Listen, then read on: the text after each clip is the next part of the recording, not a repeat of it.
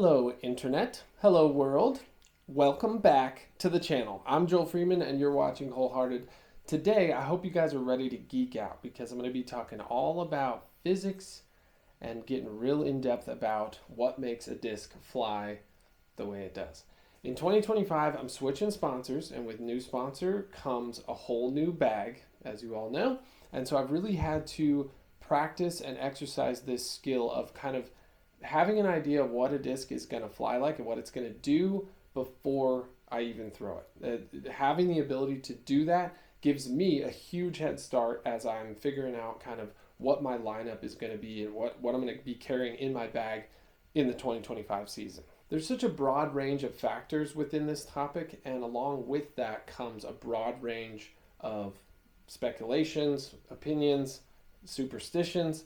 I think the majority of disc golfers have been around the game long enough to know, for example, that a higher parting line means a more overstable disc, that a bigger dome means that a disc will glide more. In this video and my next video, we're going to get into a little more of the nitty-gritty, kind of some of those sneakier factors. Now, a quick little disclaimer, not 100% of what I say is going to be 100% science-based fact, absolutely true. There's definitely going to be some subjective material, some opinions going on. This is just me speaking as a top-level professional and my experience over the last 10-15 years. It's just in an effort to hopefully allow some of you to learn something from what I've picked up on. So the three big factors that I want to jump into are dome, the inner rim angle, and the depth. Now, dome is without a doubt my favorite disc golf topic, and so I'm going to get all deep into it in my next video. In this video, I'm going to be getting into inner rim angle and depth. I say them in that order because dome varies the most from run to run when you're looking at a specific mold. Inner rim angle varies a little. That's my opinion. And then depth shouldn't vary at all in theory, but we'll get more into that in a minute. Now, there's one specific feature on every disc that carries the most influence on how that disc will fly or its stability, and that is the outer wing. This is basically what people are referring to when they say the parting line, but I think I'm just going to stick to outer wing. That's the term that I like to use. I will put a little asterisk here to say that actually the number one influence on how a disc will fly is the left to right width or the speed of the disc. That's definitely the number one thing, but we're assuming for the sake of this discussion that the speed is constant from one disc to another. It's not. It's the profile that we're talking about, not the speed. So we'll kick off our discussion on the topic of depth. Now, depth, as I mentioned earlier, shouldn't in theory change between one run of a mold to another because it's part of the mold. It's the same thing. Now, there's probably like a little tiny bit of variation due to how quick the plastic cools or the humidity on that day or whether it was sunny or cloudy, or these like tiny little micro influencers on like how the molding process happens. And I can't necessarily speak in detail to those things. I'm not real informed in that sense. However, when we're looking at depth, I think it is common sense to a person to say, as a general rule, the deeper a disc is, the more overstable it is, and the shallower a disc is, the more understable it is. Because if you're looking at this little visual aid that I created, it does kind of seem like common sense, because if a disc meets all of the PDGA regulations, whatever, to be PDGA approved, the deeper that inner rim gets, the wing has to come up in order to meet the rest of the specifications, if that makes sense. However, there are so many other factors, and so it's not necessarily a direct correlation because, of course, the wing can still be shaped differently, but in a general, very broad sense, yes, the deeper a disc is, the more overstable it will be, but that is absolutely not like 100% consistent. You would be able to find plenty of exceptions to that rule. It happens all the time. When you're looking at these four examples, the deeper the disc gets, the farther that outer wing gets from the table or flat surface underneath. And of course, the more shallow that rim gets, the closer that outer wing gets. And again, this outer wing is the number one influence on a disc's stability. So then if we take a look at the other side of this little visual aid, I think it's also common sense to most people to assume that the more that the outer rim angle bows out at the bottom, the more overstable a disc will be and the less dome it will have. However, that outer wing and the inner rim is not a direct correlation. If you're talking about like manipulating your own plastic, I've heard of people putting them in like clothing irons or whatever. Like if you're messing with your disc, then yes, I think those things are probably directly correlated. You could maybe expect this to happen. However, when you're just looking from mold to mold across like all the discs of the world, they're not necessarily a direct correlation, which brings me to my opinion on why the Zone is a better disc than the Toro. When comparing the Zone and the Toro, I feel like they provide a perfect example of what we're talking about. If you look at this diagram, you can see the Toro has much more of that outward bending inner rim angle. No, this is not a perfect drawing. I think I got it pretty darn close, but it's not 100%, accurate. I drew it this way just to make the point. The outside profile of these two discs are nearly identical, but when you look on the inside, that is where you see the highest contrast, in my opinion. I can't stand throwing the Toro. It slips out of my hand because of that inner rim angle. I think for maybe people with small hands, maybe they would like the Toro more. I'm sure, I think it comes very much down to personal preference. Some people might love that. I've heard of people call it the plus mold feel or whatever on the inside of their discs. I personally can't stand it. It probably has something to do with my throwing style or whatever.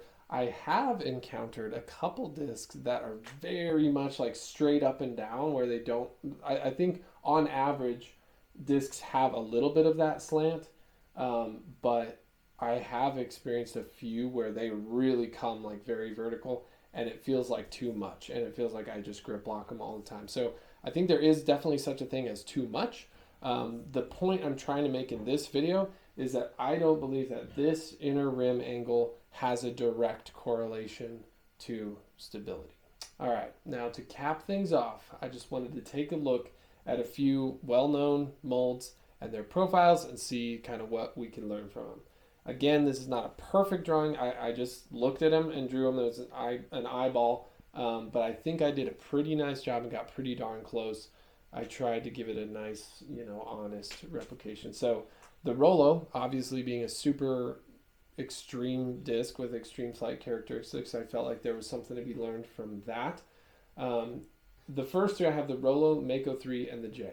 Now these are three mid-ranges that are super flippy, like neutral, and then a little bit on the overstable side. I intentionally avoided including like a Gator or Zone or A3 or that kind of disc because I don't see those as like true mid-ranges. I see those as more of like approach discs. So as far as like true mid-ranges, a true kind of like flying mid-range, if you will, the Rollo, as you can see, 6mm parting line. So that's unbelievably low for a mid-range, of course. So that, results in it being super understable. I found the Mako 3 and the J comparison to be really interesting because the top half of the disc seem to be so very much the same. I don't know if that's the same mold or not, but I would not be surprised to hear that it is. I measured 12 millimeters and 7 millimeters as these like kind of little bumps, like the little kind of the curvature of the shoulder. Um, to give an average, I put it at 9 for both. Um, just above the parting line, I consider to be like the outer wing, if you will, which is almost the same thing. Now, the big difference here, which obviously has a big impact on the stability, is this convex bottom side versus the not necessarily concave, but like kind of straight or maybe slightly concave. I think we're all used to seeing that concave look as a defining feature of an overstable disc. And so that this all makes sense to me.